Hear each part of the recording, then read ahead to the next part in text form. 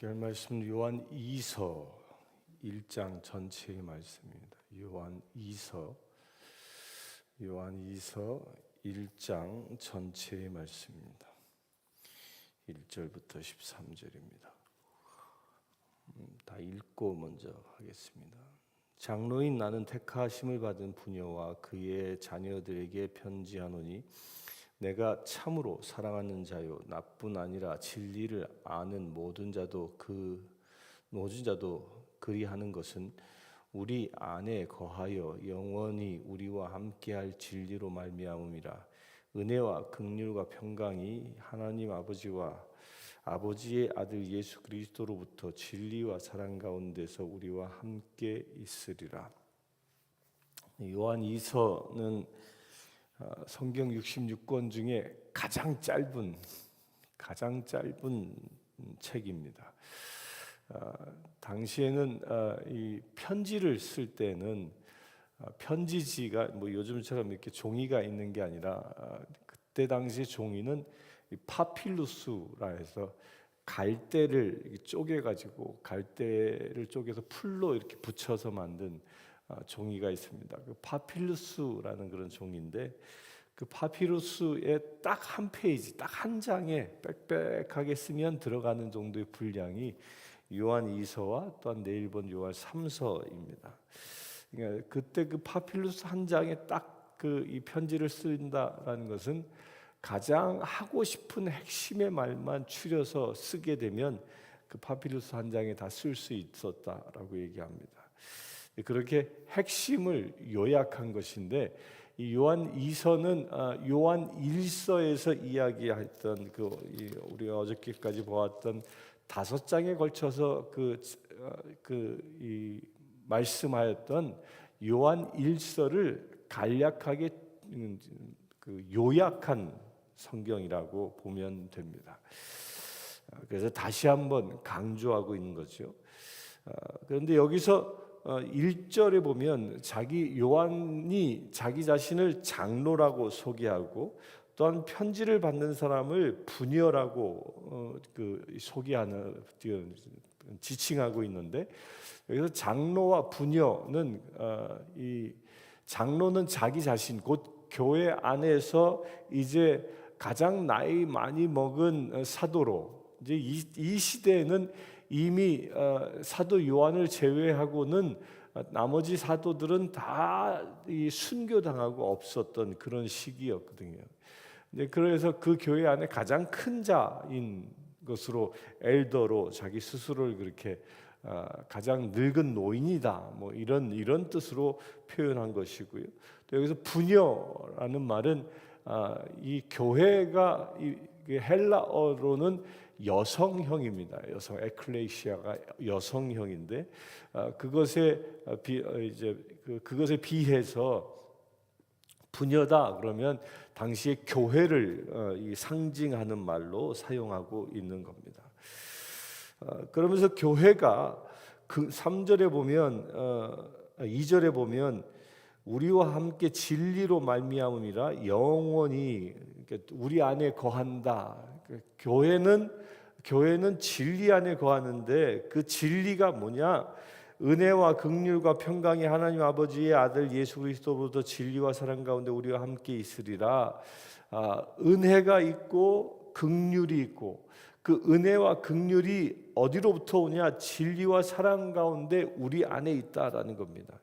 이 은혜라는 것은 무엇이? 은혜는 죄사함과 연관되어져 있는 거예요. 값없는 선물이죠. 하나님께서 우리를 예수 그리스도께서 희생 제물 되셔서 그 핏값을 치르시고 우리에게 값없이 선물로 주신 것이 은혜이고요. 긍휼이라는 말은 우리가 죄의 고백과도 정죄함, 죄의 고백과도 연결되어 있는 것. 우리가 죄인이나 주님께서 일방적으로 하나님의 자비를 베풀어 주셔서 그 자비를 받은 것, 나의 죄 때문에 그 하나님의 자비가 내게 임했다라는 거죠. 그런데 이렇게 은혜를 받고 긍휼함을 입은 것은 진리와 사랑 가운데에서 이루어지는 것이다는 거예요. 진리는 뭐죠? 진리는 말씀입니다. 또 사랑은 뭡니까? 말씀이 행동으로 옮겨지는 게 사랑입니다.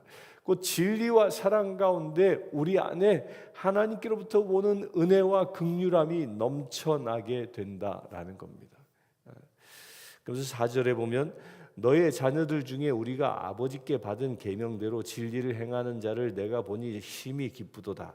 부녀여 내가 이제 내게 구하노니 서로 사랑하자.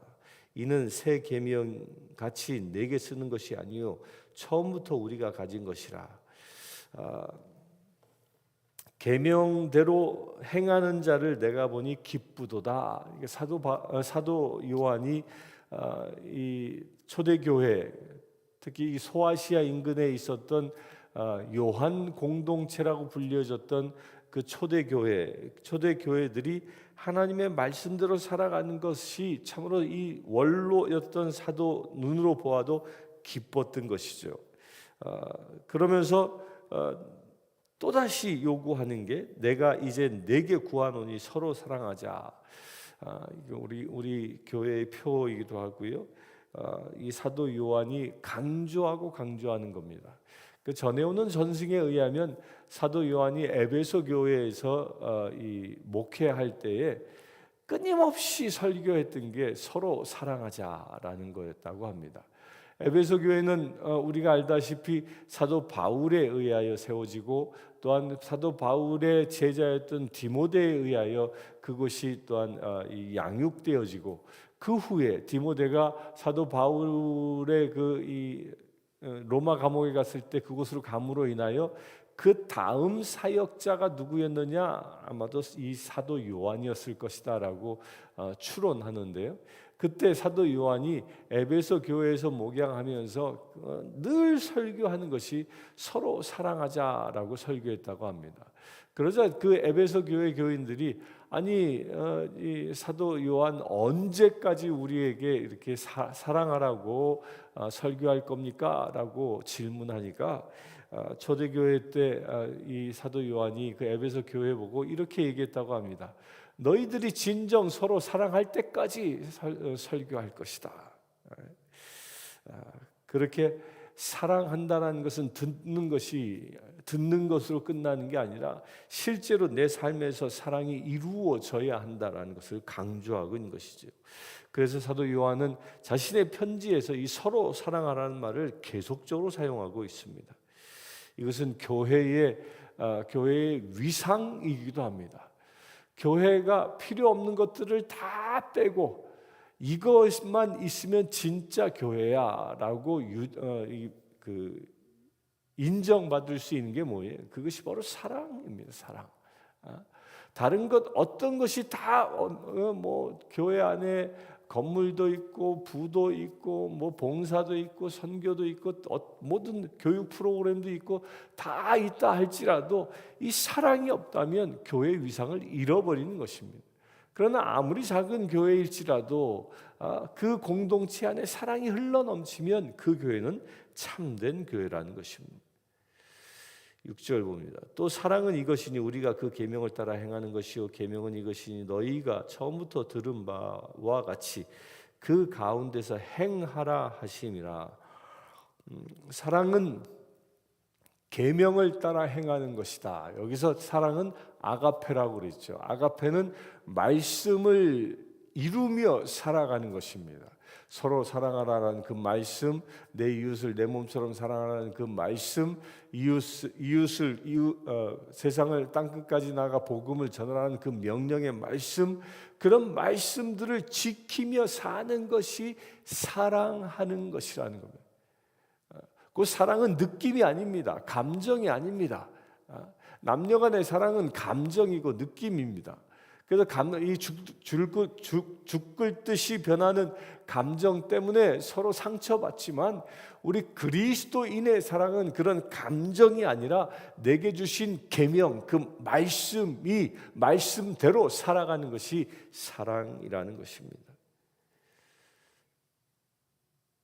그래서 그리스도인들은 내가 좋으면 사랑하고 내 마음에 들면 사랑해주고 그런 관계로 서로 만나는 것이 아니라는 겁니다.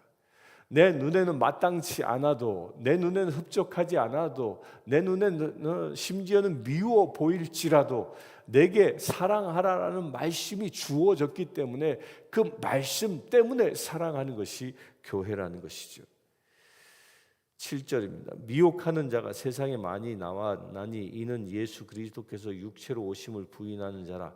이런 자가 미혹하는 자요 적 그리스도니 너희는 스스로 삼가 우리가 일한 것을 잃지 말고 오직 온전한 상을 받으라. 미혹하는 지나쳐 그리스도 교훈 안에 거하지 아니하는 자는 다 하나님을 모시지 못하되 교훈 안에 거하는 자는 거하는 그 사람은 아버지와 아들을 모시느니라. 누구든지 이 교훈을 가지지 않고 너희에게 나아가거든 그를 집에 들이지도 말고 인사도 하지 말라. 그에게 인사하는 자는 그 악한 일에 참여하는 자임이라. 이제 사도 요한이 요한 2서를 쓰게 된 두 번째 이유가 이단에 대한 경고를 하고 있습니다. 미혹하는 자라고 얘기하고 적그리스도라고 얘기하는데 그 미혹하는 자 적그리스도는 어떤 자냐?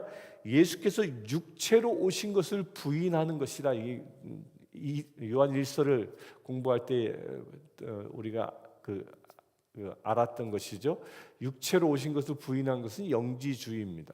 당시의 영지주의 사상 가운데 가장 강력하게 교회에 영향력을 미쳤던 그 이단 교리 중에 하나 이겁니다. 예수님께서 세례 받으심으로 인하여 인간의 육신 가운데 그리스도라는 영이 임했다. 그런데 그 그리스도란 영이 임하여 세상에서 그리스도로 살아갔지만 십자가의 죽음으로 인하여 육체는 세상에 남고 그리스도의 영은 하늘로 올라갔다. 이렇게 영과 육을 분리했던 것들, 분리했던 그런 이단들이 생겨난 것이죠. 그런 이단들을 뭐라고 얘기합니까? 적그리스도라고 얘기합니다. 그러면서 10절에 보면 이 교훈을 가지고 너희에게 나아가거든 그를 집에 들이지도 말고, 이 말은 뭐냐면 그때 당시에는 이 교회가 이렇게 건물이 있었던 게 아니죠. 주로 가정에서 모였습니다. 그 가정에서 모였는데 이 순회 선교단들이 당시에 떠돌아다니면서, 물론 사도들도 당시에 그랬습니다. 바울의 일행도 그랬고, 늘 교회의 한 곳에 오래 머물러 있지 않고 그곳에서 일정 정도 사역을 마치면 다른 곳으로 이동하고 계속 순회하면서 사역을 했었는데, 그렇게 하나님의 사도들도 순회했지만 또한 이런 이단들도 순회하면서 교회에 이 가라지와 같은 씨를 뿌리고 다녔던 것이죠. 그런데 그때 당시에는 이렇게 이동해 다닐 때 주로 어디에서 머물렀냐면 그 지역에 있는 교인 집에 들어가서 그곳에서 이런 순회 선교단들이 머물렀던 겁니다. 마찬가지로 이단 설파자들도, 이런 적그리스도인들도, 영지주의자들도 그렇게 교인 집에 들어가서 신세를 졌고 그곳에서 말씀을 전했던 것입니다. 그렇게 자기 집에 찾아왔던 사람들을 이 요한은 분별하라라는 겁니다. 우리 집에 들어온 사람이 이단의 교리를 가지고 온 사람인지 아니면 진리를 가지고 온 사람인지 분별하여 맞이하라라는 것입니다. 이것은 현대를 살아가는 우리에게도 마찬가지입니다. 우리는 지금 많은 말씀과 정보의 홍수 속에 살아갑니다. 가짜 뉴스들, 이런 것들이 SNS에서 어마어마하게 떠돌지 않습니까? 그거 보고 그냥 무조건 받아들이는 것이 아닙니다. 분별할 수 있어야 합니다. 무엇이 진리이고 무엇이 거짓인지 분별하여 선택할 수 있어야 한다는 것이죠. 그리하여 분별했을 때 거짓 정보, 거짓을 전하는 자라면 뭐라고 얘기합니까? 인사조차도 하지 말라. 내치라는 이야기죠. 그를 집안에 두지 말라라는 것입니다. 우리도 이렇게 분별력이 있게 되길 바랍니다. 무엇이 진리를 전하는 것인지 거짓인지를 분별하고 정확히 하나님의 뜻이 무엇인지 알고 행하며 살아갈 수 있어야 하는 것입니다. 제가 어저께 뉴스를 보니까 우크라이나의 이 조그만 소도시에서 러시아군이 떠나간 다음에 그 도시에 몇백 수백 명이나 되는 민간인들이 이 사살당하고 거리에 그냥 널브러져 있는 그 참혹한 광경들이 보도되어졌습니다. 그런 광경들을 또한 유엔에 소개하는 그런 영상, 유엔에 소개하는 뉴스가 있었는데 그 뉴스 또 한편에는 뭐라고 얘기하냐면 이것은 러시아의 외무부 장관이 나와서 이것은 러시아 군대가 한 것이 아니라 우크라이나의 군인들이 자행한 것이다, 거짓으로 꾸민 것이다라고 하면서 진리 공방을 합니다. 이렇게 서로 자기가 한 것이 아니다라고 주장하고 있는 이럴 때 우리 그리스도인들은 진리를 분별할 수 있어야 한다는, 누가 거짓말하는 자인지 누가 진리 편에 선 사람인지 구분하고 그 진리 편에 선 사람을 위하여 기도할 수 있어야 한다는 겁니다. 매사 이렇게 우리는 분별할 수 있어야 하는 겁니다. 마지막 때가 가까울수록 미혹의 영인 사단은 진리를 가리기 위해 수많은 거짓 정보들을 흘려보낼 겁니다. 그럴 때 우리는 진정 말씀의 진리 가운데 우리가 분별하여 하나님의 뜻을 취하며 살아갈 수 있어야 할 것입니다. 12절 봅니다. 내가 너희에게 쓸 것이 많으나 종이와 먹으로 쓰기를 원하지 아니하고 오히려 너희에게 가서 대면하여 말하려 하니 이는 너희 기쁨을 충만하게 하려 함이라. 택하심을 받은 내 자매의 자녀들이 내게 문안하느니라. 사도 요한은 당시에 대부분의 사도들이 순교당하고 이제 사도로는 혼자 남았습니다. 굉장히 바쁘게 살았겠지요.